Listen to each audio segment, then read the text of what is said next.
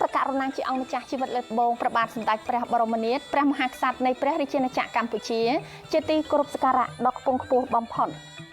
សូមក្រាបថ្វាយបង្គំសម្ដេចព្រះមហាក្សត្រីព្រះវររាជមាតាជាតិខ្មែរក្នុងសេរីភាពសេចក្តីថ្លៃថ្នូរនិងសុភមង្គលសម្ដេចម៉ែសម្ដេចយាយសម្ដេចយាយទួតជាទីគោរពសក្ការៈដ៏ខ្ពង់ខ្ពស់បំផុតសូមគោរពសម្ដេចព្រះអង្គម្ចាស់អ្នកអង្គម្ចាស់ឯកឧត្តមលោកជំទាវលោកស្រីអ្នកនាងកញ្ញាប្រិយមិត្តទូរទស្សនិកជនទាំងក្នុងនិងក្រៅប្រទេសជាទីគោរព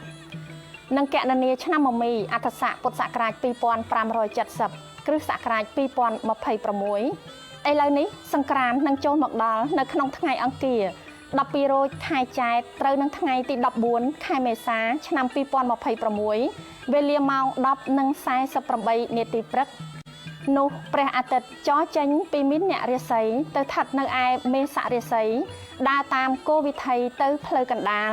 ទើបមានទេពធីតាមួយព្រះអង្គជាមកនិយាកាព្រះនាមរាក្យសាទេវី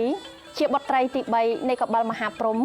គង់នៅចតុមហារាជិកាទ្រង់អំពរពណ៌ខ្មៅសៀតផ្កាឈូកអភរណៈកែវមូរាភក្សាហាលោហិតព្រះហស្ថស្ដាំទ្រង់កាន់ត្រីសូលព្រះហស្ថឆ្វេងទ្រង់កាន់ធ្នូគង់លើអសតរៈសត្វសេះជាសត្វពាហនៈនាំអស់ពួកទេពនិករនិងបវរកញ្ញាទាំង100,000កោដហោះទៅកាន់គុហាកែវឈ្មោះគុណធមេលីនេតិភ្នំកៃឡាសខេត្តហេមពាន្តដែលប្រឌិស្ថានទុកព្រះសិរសាកបិលមហាព្រហ្មដំកល់លើពៀនមាសនាំចេញមកដង្ហែប្រតិសិនភ្នំព្រះសុមេរុរាជជុំចក្រវាលតាមផ្លូវព្រះអាទិត្យចរជាគម្រប់60នាទីហើយដង្ហែចូលទៅដំកល់ទុកដូចដើមវិញទើបប្រជុំទេវបុត្រទេពធីតាទាំង100,000កោដចូលទៅស្រង់ទឹកអនុត្តមហាស្រះដែលមានទឹកហូរចេញពីបំពង់ថ្មកែវជាមាត់គោអសុបរាជទាំង7ត្រជាក់ត្រជុំខ្សែមខ្សានព្រះហឫទ័យហើយនាំគ្នាចូលទៅសមាទានសិលដោយព្រះតីសមណោះរីករាយគ្រប់ព្រះអង្គ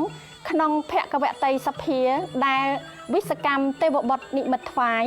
ហើយបន្តបងនៅអពមង្គលឲ្យជ្រះស្រឡះចម្រើននៅសុភមង្គលសិរីសួស្តីជនមានអាយុយឺនយូរដល់ទេវតានិងមនុស្សសត្វផងទាំងឡាយតាំងពីឆ្នាំថ្មីចូលមកនេះបានទូលំទូលាយសុខក្សេមខ្សានតរៀងទៅហើយសាធុជនទាំងអស់ពេលវេលាកាន់តែរំកិលចិត្តមកហើយសូមសាធុជនទាំងអស់ប្រុងប្រៀបរៀបចំខ្លួនប្រាណ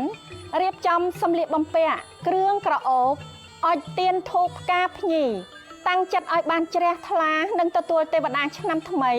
ព្រះនាមរាក្យសាទេវីជាបុត្រីទី3នៃកបិលមហាព្រហ្ម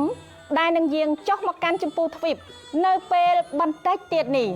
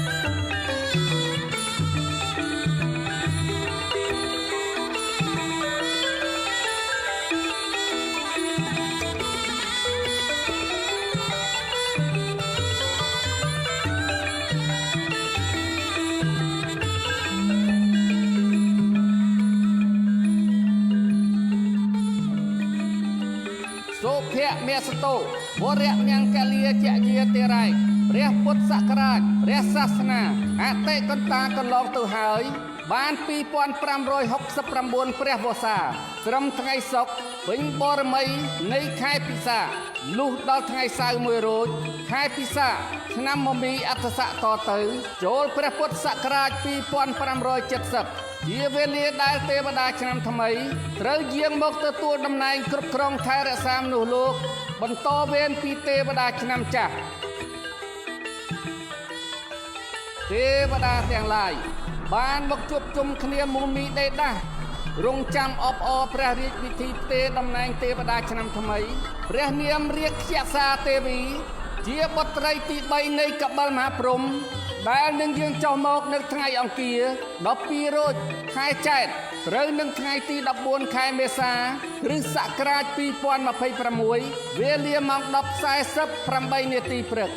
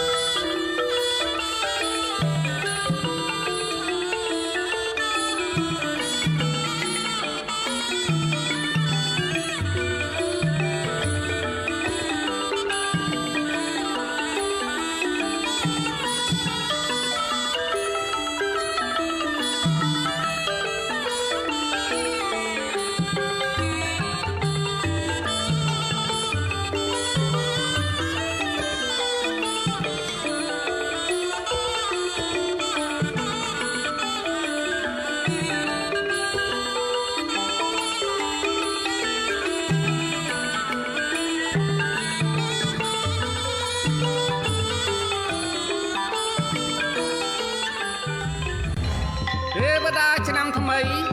ព្រះនាមរាជសាទេវីជាបុត្រីទី3នៃកបិលមហាព្រហ្មបានយាងចូលមកដល់ហើយ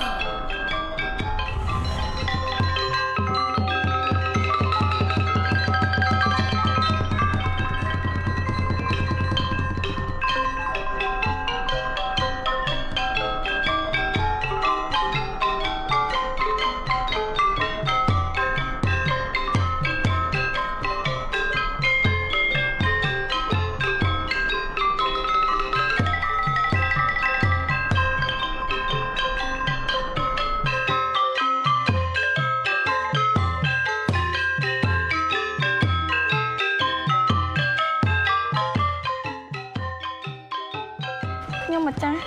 សូមក្រាបថ្វាយបង្គំម្ចាស់បងល្អហើយម្ចាស់អូន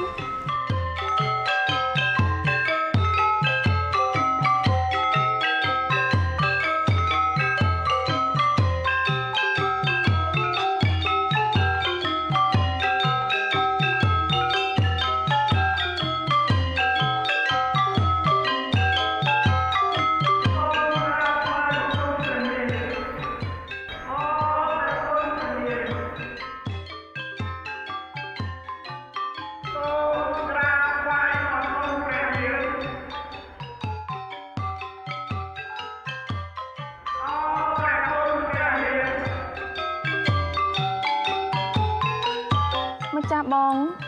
ចុះការកន្លងផុតទៅក្រោមការគ្រប់គ្រងថែរក្សាភពផែនដីរបស់ម្ចាស់បងតើប្រជានុរាស្ត្រទាំងអស់បានរស់នៅសុខទុក្ខយ៉ាងណាដែរទៅក្រាបទូលម្ចាស់អូនរយៈពេល1ឆ្នាំកន្លងទៅនេះការកសាងសង្គមជាតិប្រជានុរាស្ត្រទាំងអស់រស់នៅបានសុខក្សេមក្សាន្តមានសាមគ្គីភាពគ្នាយ៉ាងជិតស្និទ្ធសប្បាយសប្បាយទាំងការរត់ទទួលទាននិងការរស់នៅសមរម្យជាពិសេសជាតិមាតុភូមិកាន់តែរីកចម្រើនទៅជាលំដាប់គួរជាទីគោរពប្រសាណាម្ចាស់អូនប៉ុន្តែជាអកុសលព្រះរាជាណាចក្រកម្ពុជាបានទទួលរងនូវការឈ្លានពានពីប្រទេសជិតខាងធ្វើឲ្យប្រជានុរាស្ត្រដែលរស់នៅបណ្ដោយព្រំដែនមួយចំនួនជួបទុក្ខលំបាកទោះជាយ៉ាងនេះក្តីថ្នាក់ដឹកនាំគ្រប់លំដាប់ថ្នាក់ព្រះមហាក្សត្រព្រឹទ្ធសភារដ្ឋសភានិងរាជរដ្ឋាភិបាលកម្ពុជាបានយកចិត្តទុកដាក់អំពីសុខទុក្ខរបស់ប្រជាពលរដ្ឋដែលរងគ្រោះទាំងអស់នោះ ជាពិសេសគឺមានកម្លាំងមហាសាមគ្គីភាពគ្នានៃគ្រួសារខ្មែរស្មារតីខ្មែរជួយខ្មែរបានវិញជាធ្លុងមហាសាមគ្គីភាពបង្កើតជាចលនាជាតិដ៏រឹងមាំមួយចូលរួមឧបត្ថម្ភគាំទ្រទាំងស្មារតីថវិកាសម្ភារៈដល់ប្រជាពលរដ្ឋដែលជាជនរងគ្រោះនិងកងកម្លាំងដ៏អង់អាចក្លាហានដែលឈរជើងប្រយុទ្ធការពារបូរណភាពទឹកដីពីសត្រូវឈានពានមកដល់ពេលនេះស្ថានភាពនៃប្រជាណាចក្រកម្ពុជាមិនទាន់បានវិលទៅសភាពដើមទាំងស្រុងនៅឡើយទេប៉ុន្តែរដ្ឋាភិបាលកម្ពុជានៅតែបន្តខិតខំប្រឹងប្រែងដោះស្រាយតាមគ្រប់យន្តការដែលអាចធ្វើទៅបានសម្ដៅយ៉ាងណាឲ្យប្រទេសជាតិបានសុខសន្តិភាពពេញបរិបូរណ៍ឡើងវិញណាម្ចាស់អូន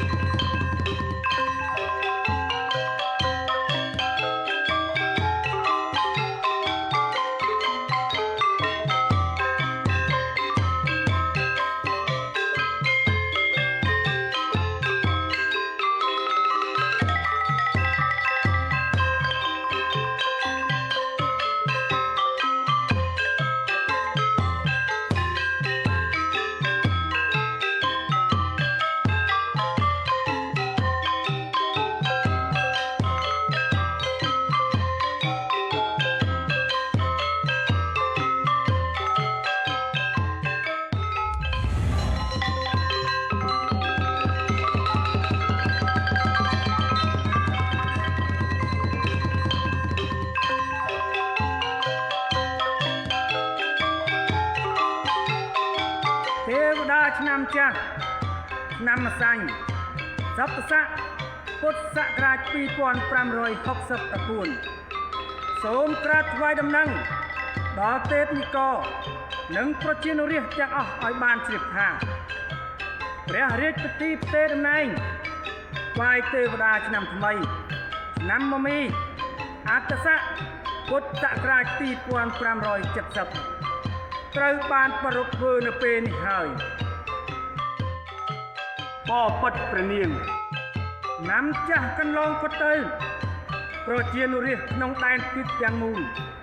បានកំពុងតែរស់នៅក្នុងសុខសន្តិភាពការអភិវឌ្ឍរីកចម្រើនការកសាងគ្រប់ហេដ្ឋារចនាសម្ព័ន្ធជាតិមានសាលារៀនស្ពានណល់ផ្លូវទឹកផ្លូវអាកាស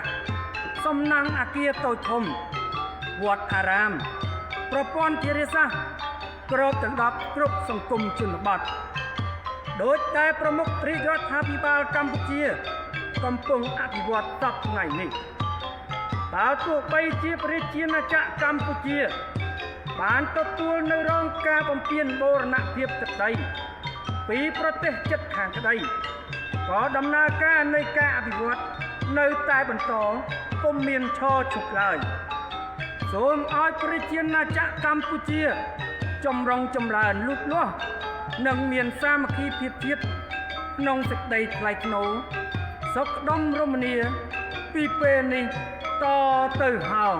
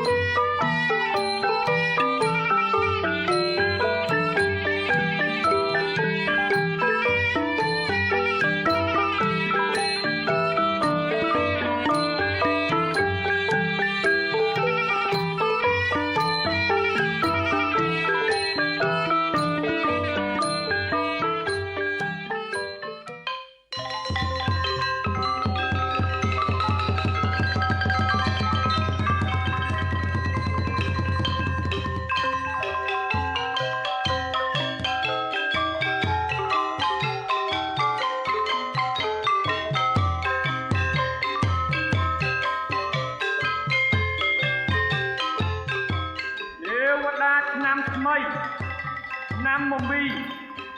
អត្តស័កពុទ្ធសករាជ2570ព្រះនាមរាជសាទេវី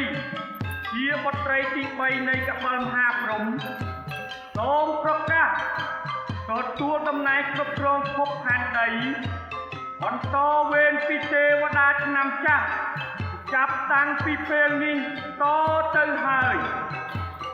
តែសាធុជនទាំងឡាយអើយអស់រយៈពេល3ថ្ងៃ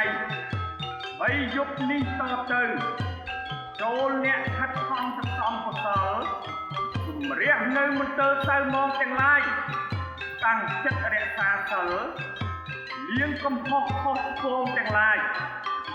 ដែលបានធ្វើឆ្គងកន្លងមកជាមួយនឹងអ្នកមានគុណគ្រូបាអាចារ្យជាមួយចាក់ទុំញាតិមិត្តបងប្អូនដោយប្រការណាមួយនោះលាចាក់ឲ្យអស់នៅចិត្តលោភៈទោសៈមោហៈនិងអស្មិមិនៈដែលមានក្នុងខ្លួនហើយត្រូវប្រព្រឹត្តតែអំពើណាដែលប្រកបទៅដោយគុណធម៌សិលធម៌សច្ចធម៌ព្រហ្មវិហារធម៌មេត្តាករុណាមុទិតានិងឧបេក្ខាជានិច្ចរួមជាមួយសតិបញ្ញាស្មារតីឈ្លាសវៃនិងឈានទៅកាន់ភាពសម្បូររុងរឿងក្នុងឆ្នាំថ្មីនេះទេវតាឆ្នាំថ្មីសូមប្រសិទ្ធពរជ័យទាំង4ប្រការគឺអាយុវណ្ណៈសុខៈពលៈចូលកើតមានដល់មនុស្សលោកទូទាំងចម្ពោះទ្វីបទាំងមូលសូមឲ្យព្រះរាជាណាចក្រកម្ពុជាបានចម្រើនលូតលាស់ពំពោះកើនកានលើទឹកដីអង្គរដ៏ល្អបបរប្រជារាស្ត្របានសុខសេមសានកូនខ្មែររួមប្រាណសាមគ្គីគ្នាឲ្យបានសុខដុមរមនានៃមជ្ឈដ្ឋាននានាបានសុខតទៅឡង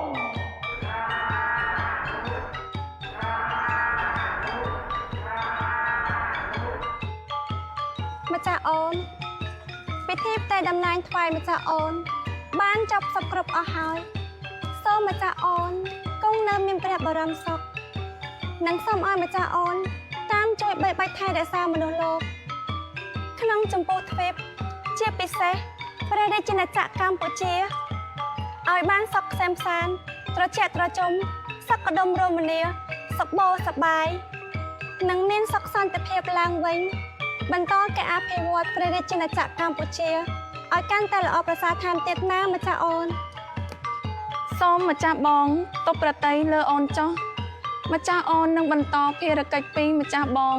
ដោយប្រតិយទុកដាក់បំផុតដើម្បីឲ្យព្រះរាជាណាចក្រកម្ពុជាជាចាកផុតពីទុក្ខគ្រោះភ័យពីការឈ្លានពានពីជំងឺរាតត្បាតទាំងឡាយនិងឲ្យកាន់តែសប្បាយសប្បាយជាភាយុភាពណាម្ចាស់បង